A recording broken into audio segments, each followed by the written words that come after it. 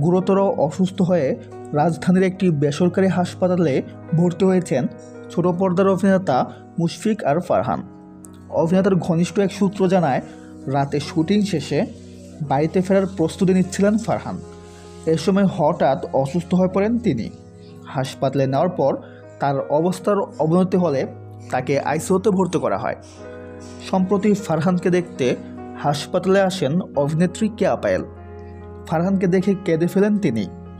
অভিনেত্রী বলেন, আমি সত্যিই ভাষা হারিয়ে ফেলেছি। ফারহান আমাদের অনেক প্রিয়।